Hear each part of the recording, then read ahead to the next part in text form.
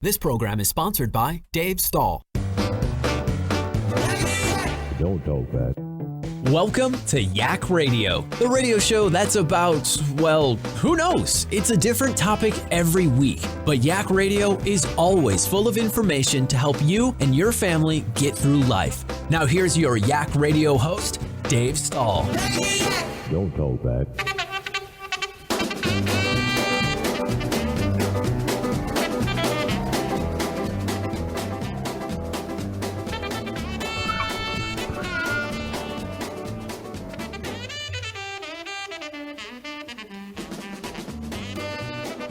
All right, folks. Hey, welcome. You are listening to Yak Radio with Dave Stahl on FM 96.1, AM 1170.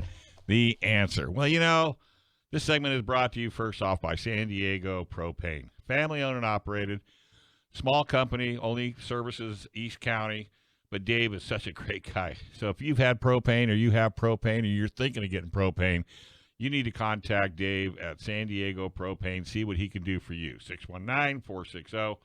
619-460-1705. Go to sd-propane.com. Well, I tell you what, we're going to have a great show. You know, I can't believe how time flies, but our next guests, with an S, are the Alcan King and Queen. They went to the big north and decided, what the hey, we're not doing nothing for a week or so. Let's go play. And I've got Andy and Mercedes on the line. If you've been listening to my shows at all, you've heard them talk about attacking the Alcan 5000. Well, guess what? They completed it. They finished it. They didn't have too many issues, but I've got them on the line so they can kind of talk to us about how that experience was. Kids, welcome to the show. Thank you. Thanks for having us again. Goodness gracious. Great balls of fire. Man, I followed you guys online. Dude, it got cold. Oh, yeah. We had, I think the coldest anybody in our group recorded was 44 below zero. That was standing temperature. When I was in Korea, I was at 42 below zero. So yeah. I totally feel your pain. But at that point, I mean, it's not even painful. It's just cold. So yeah. It gets to some point at which it's just darn cold, and that's the bottom line. Yeah. When your eyes start freezing shut and your nose starts crystallizing and it hurts to breathe in your lungs, that's when you know it's darn cold out there. Yeah. But you know what I took from this whole experience, and hopefully everybody else followed you on Facebook and all your other social media plans, was that the equipment that you put on the Tajero worked, just as the manufacturers said it would work. Everything from the heated seats to all the other options that you had put on that vehicle just for this trip.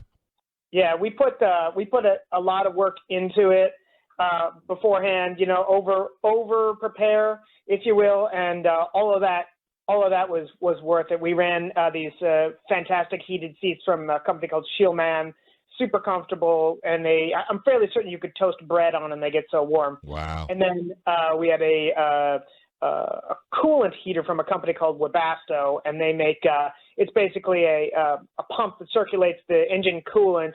It's powered from the two Optima batteries that we have, and it pulls diesel from our long-range automotive long-range America tank, which has auxiliary diesel. So all those things, even at 40 below zero, the little 2.5-liter turbo diesel engine started up in Nunavik.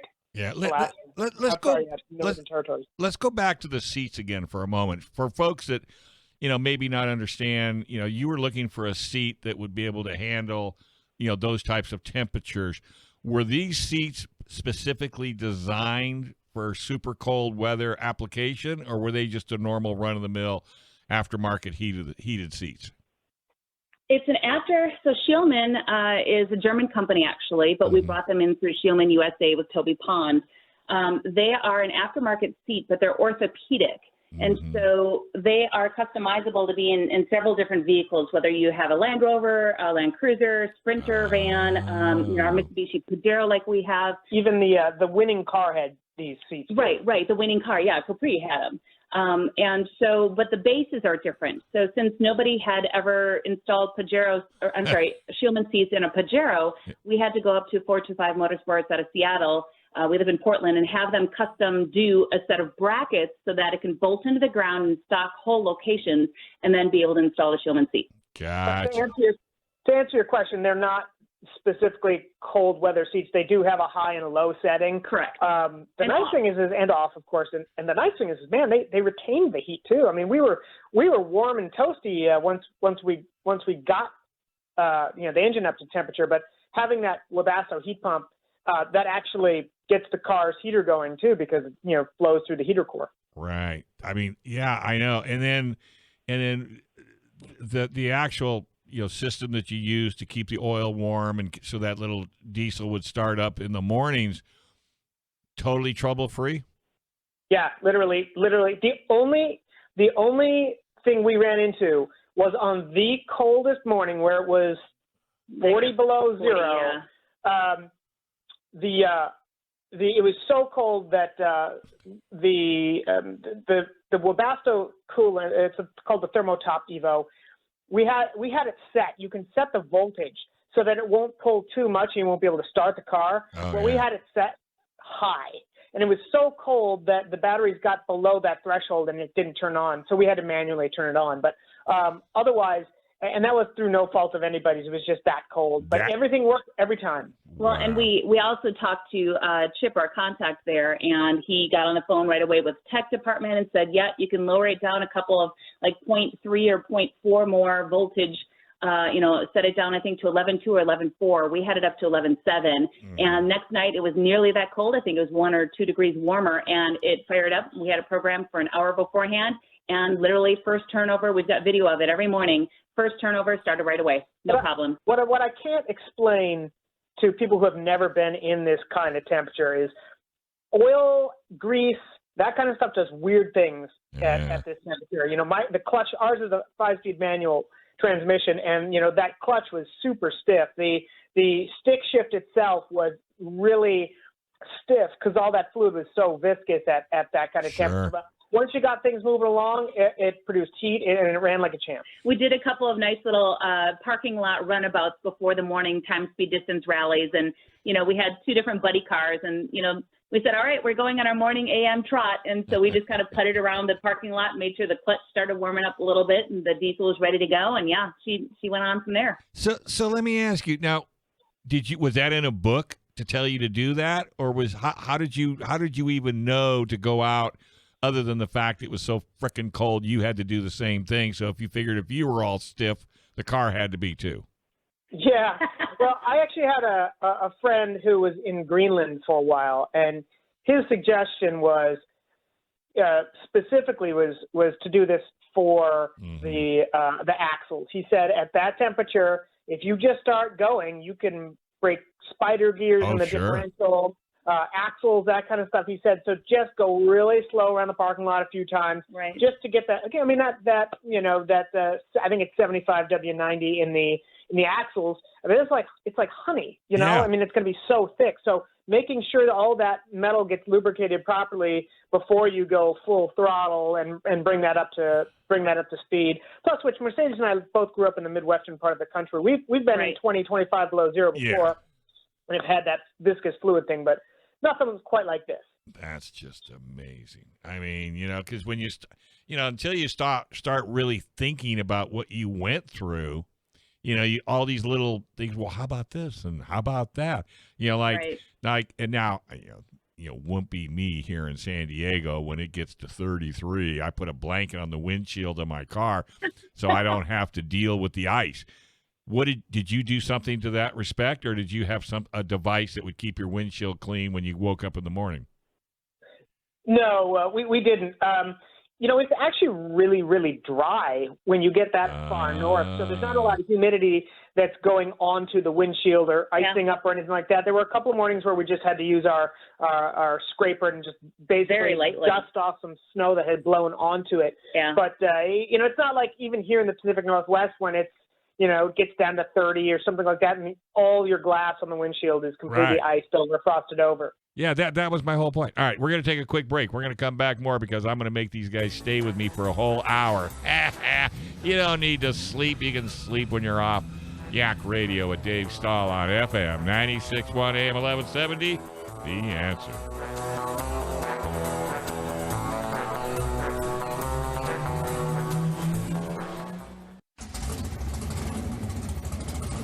All right, folks. Hey, welcome back. You're listening to Yak Radio with Dave Stahl on FM 96.1 AM 1170. The Answer. This segment is brought to you by Bumper Dock Santee, 8711 Magnolia Street in Santee. Go to santeebumperdock.com for scratches, dings, dents, lease returns, headlight restoration, chipped windshields, you name it, they do it.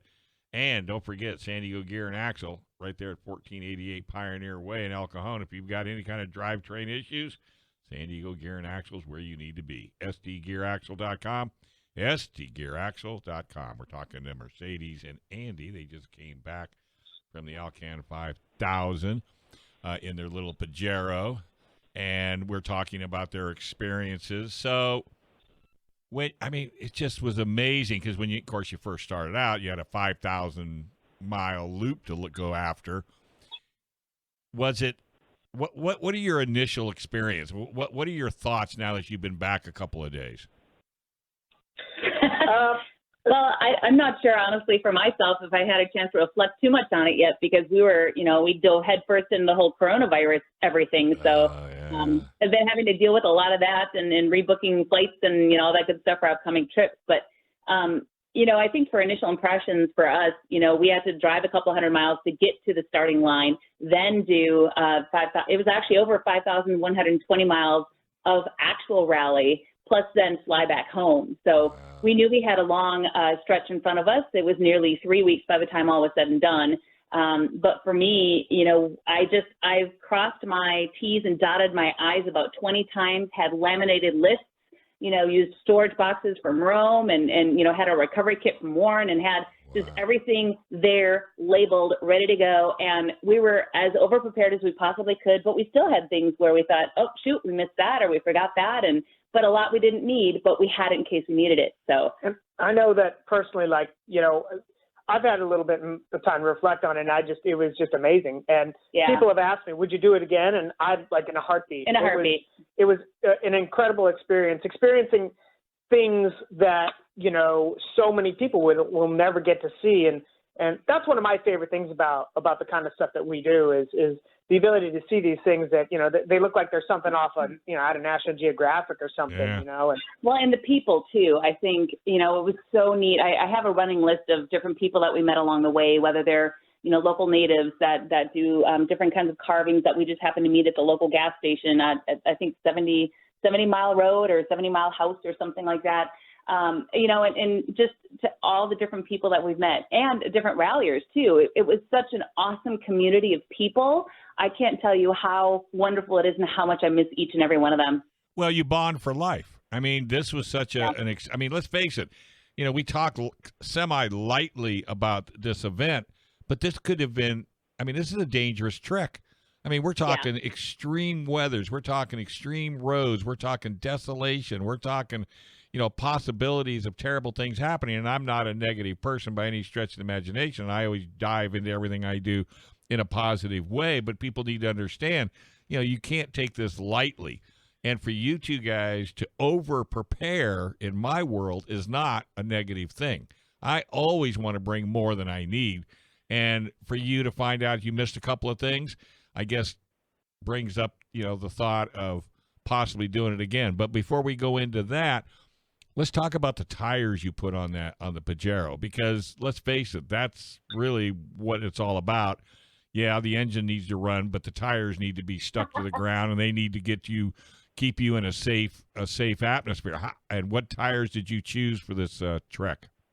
Yeah, we ended up using a set of Nitto Exo Grappler all-terrain tires, and we had them studded by A&T Tire here in Portland, Oregon. And they were exemplary. No flats, no nothings, no problems. They provided tons of traction. They did truly truly great. We went to a narrower tire as is recommended generally for snow travel. So we went from to what we generally run is about a 33-inch tire, a 285, 75, 16. And we went down in width to a 235 and went to a 235, 80, 17. So we lost about an inch of overall size, which is fine. You know, we're not rock crawling out here. We're wanting to cut through the snow. We want to stick to the ice. And the folks at Alcan say you have to either run a dedicated winter tire or what they call a 3-peak rated all-terrain or light truck tire. So that's going to give you better snow and winter performance. Yep. Right. Okay. So you chose to go down a size. What was the basis behind that? So availability of the right size. So, you know, honestly, you know, we would have gone to a narrower tire anyhow. Generally, I wouldn't have gone up to a 17-inch from a 16-inch, but just overall size availability was what prompted that. But we ended up because our vehicle is a 91, and you know, trends, it's right-hand drive and it's unique. Trends change, you know, and so I couldn't even find a 15-inch wheel or 16-inch wheel that would fit. So we ended up finding a set of used Toyota FJ Cruiser wheels, and but we had to have the center bores opened up 2 millimeters so they would cross the 4-wheel drive hubs on the front of the Mitsubishi. Right. So we had a local machine shop open those up, and then then we had the tires mounted, and all was right. And they had to find lug nuts, a couple different pair. Yeah, there's just little intricacies in all of this stuff where you realize that, oh, these take this kind of lug nut. I have to find this kind of lug nut. Well, it's not always as cut and dry as just putting on a different set of wheels and tires. Yeah. You don't go to Lug Nuts R.Us and pick up your own set. What? Come on, what's up with that? Yeah, next time. Yeah, I had no idea that there are a couple of different kinds of lug nuts for FJ Cruiser wheels, and mind you, we're trying to put them on our Pajero, so it was a very much learning experience. Let's put it that way. Learning, yep. Yeah, well, without a doubt. So, what were the road conditions? Okay, I know there's snow, but I mean, were they 2-lane highways? Were they cow trails? What were the actual roads that you had to run on in this rally? So there was a lot of snow, a lot of ice, and a lot of it was groomed. So the further north that you went, you know, we had such a terrain change. You know, steep inclines and declines of 10, 11, 12% grade, which is insane. You've got these semi-truck drivers that are driving it, but they groomed the ice. So we felt like a little tiny Pajero that could, because we felt like we were on ski hills skiing versus us actually being a vehicle driving on a highway. Wow. Almost all of them are 2 lanes wide.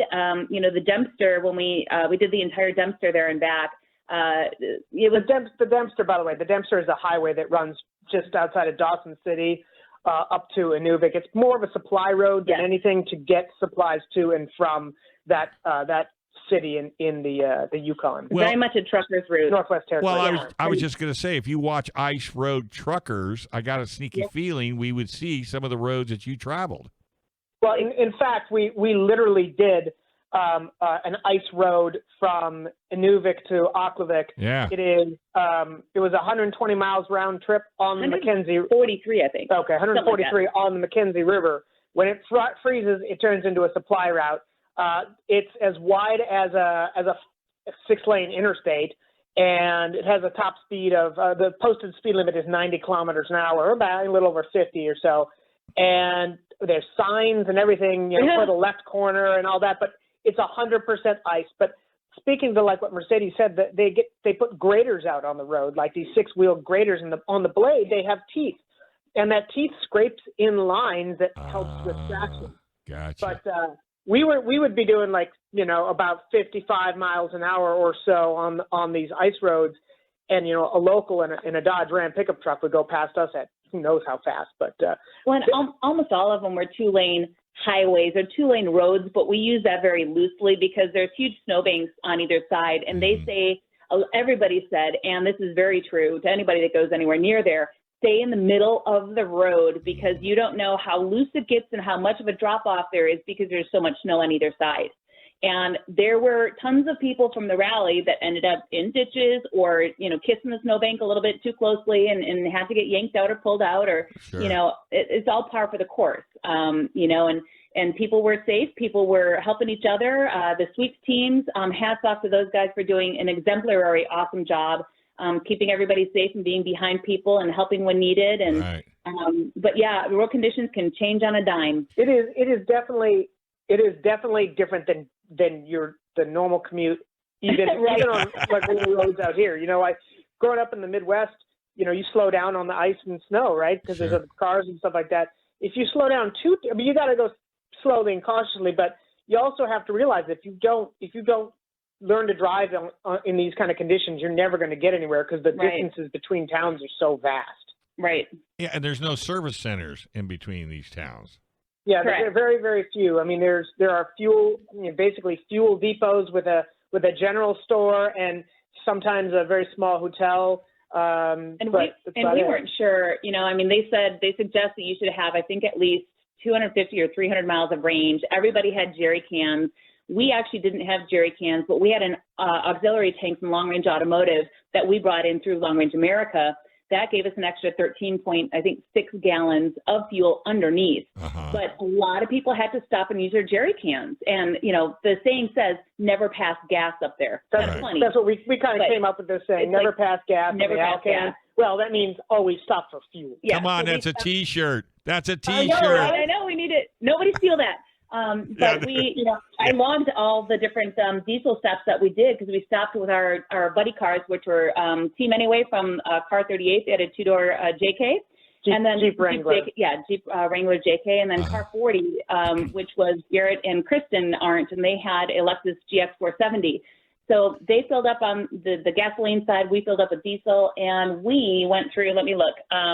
We went through 28 tanks of diesel, and we're pretty much almost empty as it's being shipped back right now. Wow. So you guys were kind of cutting it a little close? We generally did pretty well because we have about over 500 miles of range thanks to auxiliary I tanks. see. Gotcha. There was one day where one of the fuel stations in these little tiny towns, it doesn't open until 9 a.m., but we all had to get an early start because we had a very long 750-mile day, and nobody could stop for fuel. So just about everybody had to stop and fuel up actually at the Arctic Circle. And, another thing that was interesting is another town in the middle of nowhere. This goes to show never pass gas. We all got there. People were on E. We all had communications, radios and things. So, everybody said, hey, you need to stop. Here's a safe place to stop. Use your jerry cans. Again, we just had to push a button. But we all got to this, thankfully, awesome. Looks like it's open. We go in there. Lights out. They lost power. They weren't giving out any diesel. We couldn't even use the restrooms there because they were trying to conserve water. So out of power, out of fuel, out of everything, and we all have to limp it on. Yeah, you had no choice. You had to go. I mean, right? Yes, literally no choice. Yeah, you couldn't go back. You got to prepare. There's these things, road closures, the weather, things like the fuel depot not getting their fuel or being out of gas. Yeah, like right when we passed the dumpster on the highway, later on, I think a couple hours later, they shut that whole entire highway down in the section we just did. Oh, so my God. we all got through in time. Blizzard. There was a blizzard, Yeah, and it shut the only way in and out down for an entire day. We thought we might get stuck there, and in fact, a few people who headed south on the return back towards Fairbanks, they ended up sleeping in a church in Fort McPherson. Okay, you're really getting me excited about doing this event. Let me tell you, we're going to take a break. When we come back, good God, I don't know what they're going to tell us next on FM 96.1, AM 1170. I'm freezing to death right here on The Answer.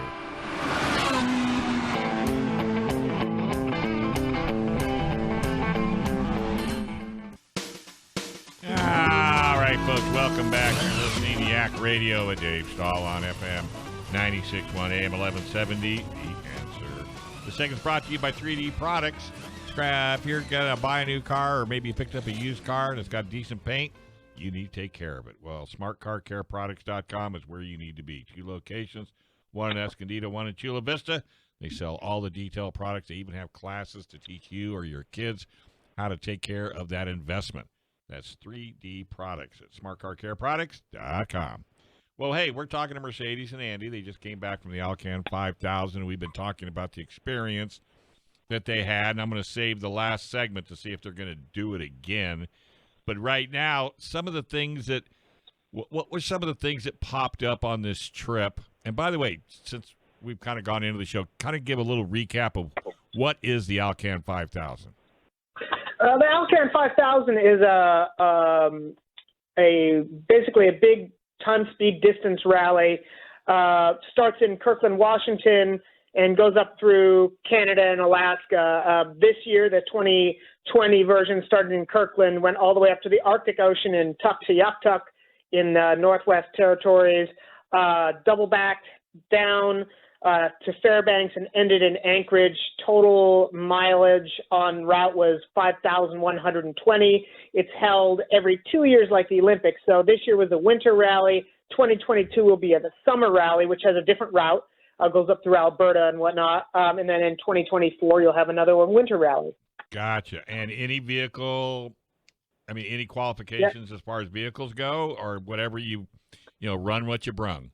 It is a run what you brung, and there was a huge variety of vehicles. The requirements are, of course, it has to be in working order, all the safety equipment, and you do have to have, for the winter rally, you do have to have snow tires. They expect you to carry flares and those kind of things in case you break down. But to give you an idea of the variety of vehicle on here, the winning car, which completed all the time, speed, distance aspects in the best time, was a 1973 Ford Capri, two-wheel drive rally car, right? So we had that. We had Mini Coopers. We had Porsche Macans. We had Jeep Gladiators.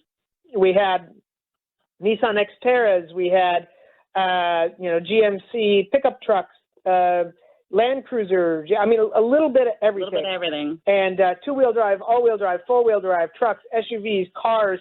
It's kind of run what you run, but definitely got to be prepared regardless. They have a list on their website, alcan5000.com, a safety list. So everybody has to have certain, safety precautions, medical kit. Like we had ours from Chiron Remote, for instance, road flares, road triangles, all sorts of stuff. And then they go through tech inspection before everybody starts the day before. So if you have a light out or if you have any other issues, you have to go through and be mandated to have a certain baseline of preparedness before you can take off. Right. When I seen the winning car, I almost freaked out. I could not believe it. A little two-wheel drive. Okay, it's a rally car, yeah, but geez Louise, who in the world would have thought? But you know what? It sounds to me like those people have done this before. Yes, they have done it before, and they actually have won it before. Garth and his co-driver, they've won it in a 1966 Cortina as well. And those are the guys. Garth is the one that owns A&T Tire here in Portland, and those are the ones that studded and mounted our tires for us. See, and you came in second, so he must have missed a couple of studs just so you wouldn't beat him. You know how those. We didn't come in second. Well, we came in second in historic, but in the historic class. But truth be told, there were only two entries. So, but we did. I think our biggest thing, as far as Andy and me being Team Crankshaft culture, our biggest thing is we knew we were bringing an oddball vehicle. We knew we were bringing, a huge part spin, because some of the parts you can get off of Montero, a lot of parts you can't because it's a diesel engine. Sure. We're old and we're diesel, right? And so we wanted to finish. We wanted to finish strong. We didn't know what that meant yet, and we wanted to finish, as we jokingly say, with JR, our buddy car, rubber side down. Right. And in one piece. Well, so that's it in a nutshell. Because you made it perfectly clear to me, because I kept calling it a race. And you kept saying, no, it's not a race, it's a rally. And if anybody knows anything about rallies, it's finishing. It's not where you finish. Yeah, if you finish first, that's just kind of icing on the cake. But the whole idea of a rally, because the people that put rallies together are not normal. They are the weirdest people on the planet. They will make you do things in a vehicle that you never thought you could do or would do or want to do. So I have total appreciation for what you guys have done and what you've experienced, and for all the folks out there, this is a husband and wife team, okay? I mean, how many husband and wives could get into a car and do what you guys did and still love each other at the end of the game, right? A lot of people have said, if you're still married together, especially finishing a rally, and much less an Arctic rally of 2 weeks. Yeah, I think we're closer. Well, I don't want to speak for you, Andy, but I think we're closer off than where we were in the beginning. Yeah, what she said. I was going to say, Andy, it's getting kind of quiet over there. We're on the spot. No, we worked really well together. We met originally back in 2000 over a car show at a car show. So we're pretty good with each other on this kind of stuff. And to be honest, we started our friend Jester Schmid, who was also on the run. When I first started talking to him about this kind of stuff, I don't know, 10 years ago, he suggested not doing it with your spouse because you seem to go bad.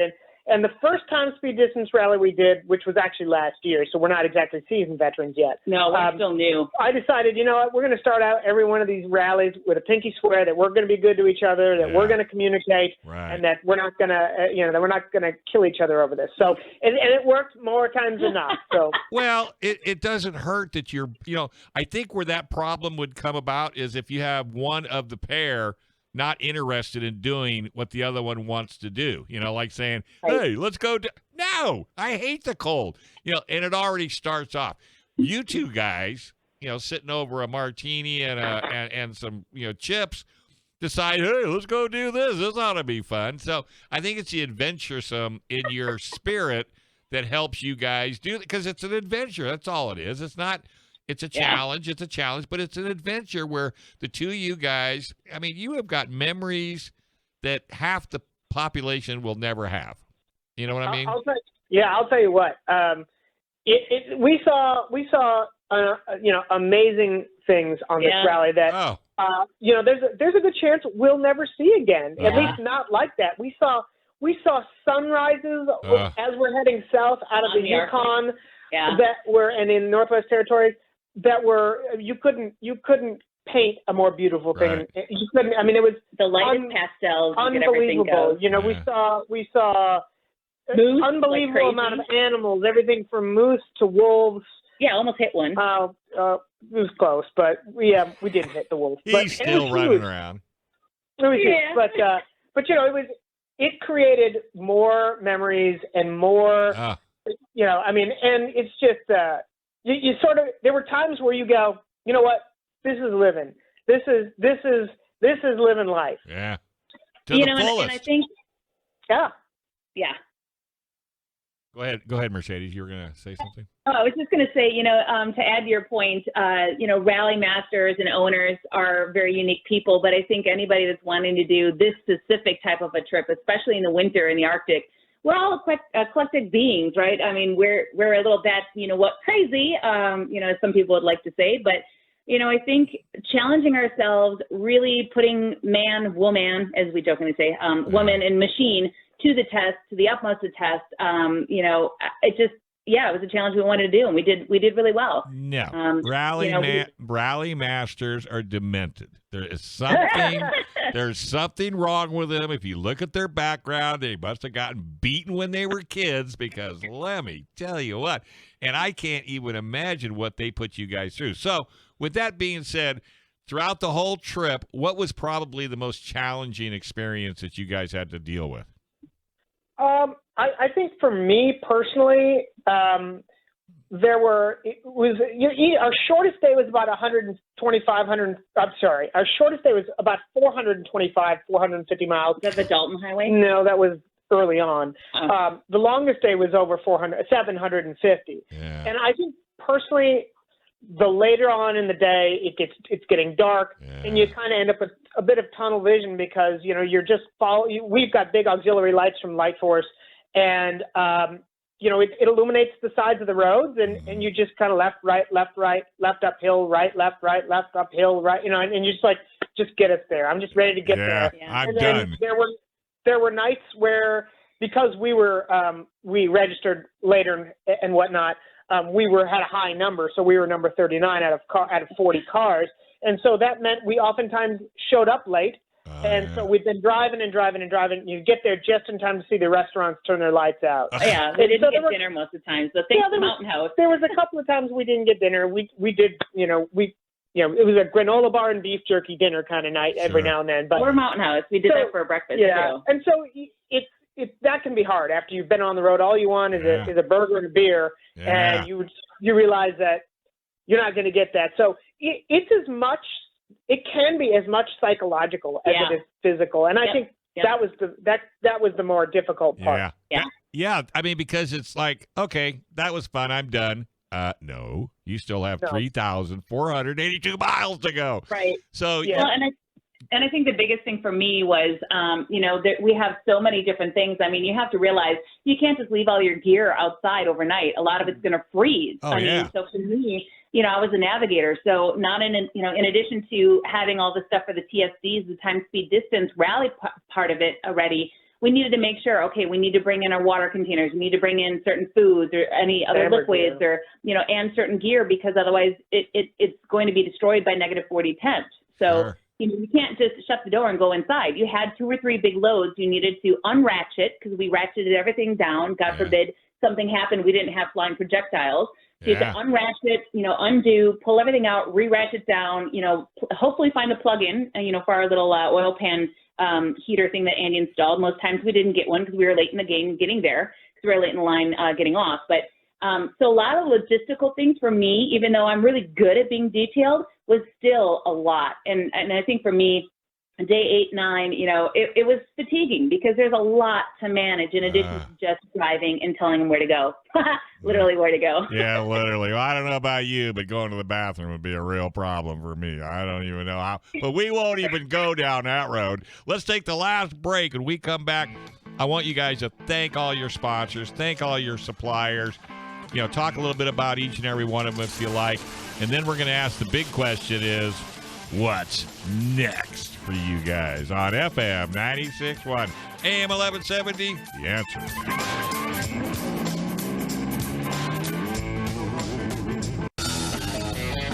All right, folks. Hey, welcome back. You are listening to Yak Radio with Dave Stahl on FM 96.1, AM 1170. The Answer. The segment is brought to you by the good folks at John's Automotive Import Repair at 7447 University Avenue in lovely La Mesa. Go to johnsanDiegoAutoRepair.com for all your automotive needs. ASC certified, AAA, Napa Auto Care, warranties good, clear across the United States. You can't go wrong. When you drop in, tell them you heard it right here on KCBQ. Well, we've been talking to Mercedes and Andy. They ran the Alcan 5000 in their little 91 Mitsubishi Pajero right-hand drive little hot rod diesel with studded tires. And trust me, folks, the movie will be out probably in 2 years. Have no fear. We're still working on makeup. So you made it. You came in second in the vintage class. I don't care how many cars were in the vintage class. And you have memories that go forever. Talk about some of the great suppliers of product that took care of you guys that really stand out, besides those really cool seats. There's a lot of companies that we decided to partner with, A, because of customer service, B, the quality of product, and things like that. So we thank everybody, big and small, plus family and friends. First and foremost, family and friends as well. Oh, yeah. So as far as longevity, partnering with Long Range America to bring in our long range automotive auxiliary diesel tank was huge. The fine folks at Wanderlust Overland in Oregon City, Oregon, did the install for the tank, as well as worked with us on custom sliders for both Pajeros we own. Scheelman, of course, you love the Scheelman seats, and we love them as well. Worked with us in regards to the Vario S heated seats that we have that are orthopedic and adjustable. Webasto Thermotop Evo, that's that coolant heater that we had talked about, as well as the Optima battery red top. That was incremental in getting that Pajero to start every single solitary day, and it just, with that combo, was a winning combo to make it be able to run well. Yeah. In addition, Nitto Tire as well for 5 Exo Grappler 3-peak rated tires. Those were great, as Andy attested to, rock solid tires. And then also riding on Rancho RS 9000 XL adjustable shocks too. Kept us very planted. We were doing a lot of frost heave driving. It was pretty crazy. Yeah, some of the roads have these huge frost heaves, and the shocks did great. We had Light Force Genesis lights up front, which is like having two suns mounted on the front of the bumper. Speaking of, we had an ARB winch bumper up there, which provided plenty of protection, especially the time I sent it with snow into a snowbank. But we'll talk about that some other time. In that, by the way, we had a Warren Industries M8S winch and a recovery kit from them. We had Rome Adventure Company storage totes for all those spare parts that we needed. Chiron Remote put together a great medic kit for us in case we needed any first aid stuff, which thankfully we didn't. And Chiron Remote also does different kinds of medical kits for any type of off-roader or adventurer too. So he did a very specific cold weather one for us because we were heading up to the Arctic. Yeah, and we had a roof rack from Rhino Rack, which housed our Max traction boards, our Demos Delta shovel, and then Pole Pal land anchors. They were a great support of ours as well. Right. And the reason I do this, folks, is because if you ever decide, for whatever reason, you want to do this, you need to go to companies that support what you do. And it's not easy if you were just out there trying to figure it out for yourself. So when you find experts like these two, which they are now experts, that's the golden way of going, because it's all about having fun. It's not about having issues and, well, we do run off the road occasionally, but that would not be the navigator's fault, right? We're not the only one. Right. And one other thing I just want to mention real quickly here, we were running as a tribute to Rod Hall, the famous racer. And Rod had run this in 1986 in a similar vehicle, and he was one of only 5 teams that made it up to Inuvik that year, and we were able to do that. So we were honored to be able to do this in his name. Yeah, another thing too is there are different levels of awards that people have received. In addition to the Alcan award that we received to be able to hit every TSC control and be able to do all of the TSCs in order and not miss a timed control. That one, we also got a Go Farther award, actually will be coming to us, I believe. That basically meant that we, with our little tiny underpowered Pajero, did all of the extreme traveling that were options. So we went to Tuktoyaktuk. We went and did the complete ice road from Inuvik to Aklavik and back. Wow. We went all the way up to Coldfoot when all the other teams had their day off and did the the hot springs. In Chena Hot Springs, we decided, hey, you know what, let's drive another 500 miles round trip and go up to Coldfoot in Alaska. Sure. And so teams 38, 39, and 40 did it and went all the way back. And so, I think that really is a testament to, our energy with what Rod Hall had his energy to go further, to do challenging races and things like that, and just try to do as best as we can. Well, it's not like you're already there. I mean, you're not going to want to come back and say, hey, let's do the ice road. I mean, come on. I mean, do the ice road or sit in a hot springs. Come on. And by the way, I just want you to know I'm going to send this whole hour to Jeremy Barnes. I don't know where it's going to go, but he's the PR guy for Mitsubishi. And cool, great. And Jeremy is a Ricky racer from day one. And when he hears this interview, you guys might be getting a phone call. You never know. So I guess that brings up the next question. Are you going to do the summer next? Are you going to do the summer and then the winter again? Or are you going to go look on for something else? We actually already put our name in for the 2022 summer Alcan. So, we would definitely do it again. We'll figure a way. For sure, we'd do the 2022. I'd do the winter one again, too. I mean, you just can't replicate these experiences. Yeah. It combines two things that we love so much, cars and travel. And it's a heck of a time. And each other. I think we love each other. Well, there's that, too. Yeah. Well, and you still do. There's the bonus.